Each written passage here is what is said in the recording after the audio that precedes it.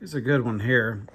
Kind of a horror anthology. This one right here, Alvin Schwartz. This illustrator right here has got an interesting art style. Now this one, technically, if you look at the size of the words, and you got that many words on the, it's kind of more of a, come off as more of a kiddie thing. On the other hand, though, I remember this is one of the first horror anthologies I've ever looked at, ever had any experience with. And even though you can make a strong argument that it was for younger kids, single digit age, let's just put it that way, this will jack a kid up, the stories on it. And it's multiple reasons. It's typical with Alvin Schwartz. He always lined up an interesting illustrator. He had apparently, if he had anything to do with it, he had an art style apparently he was looking for, and he knew it when he saw it.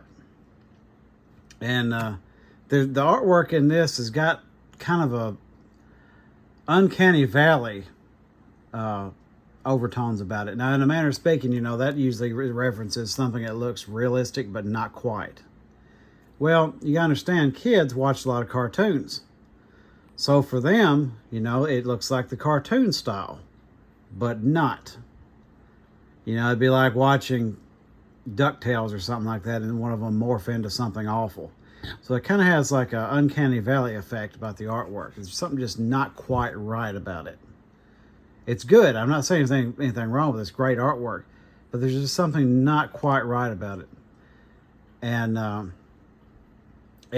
kids will have a lot of fun with it, and you have a lot of fun reading this to your kids. That was my first experience with it.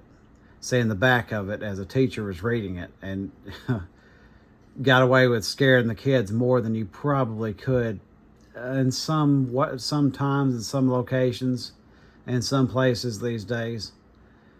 Because this is a good kind of fun, you don't have to worry about anything with this. This is, I'm not really a disbeliever in ghosts, but chances are you're going to be okay. You don't have to worry about a skeleton coming to get you. Or, whatever that is. Kind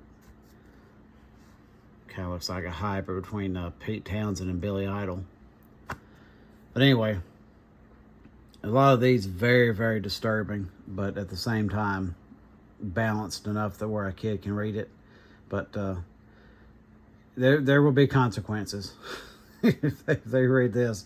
If not, you got a tough kid. But I remember how I was when I was a little kid. Just very, very unsettling stuff. And the good thing about this, I'd accidentally run across some of these on eBay, and some of these will run for a price also. But look right there at the top. That's a steal, folks. If you don't think it is, that down there, that's not too bad. But look at this.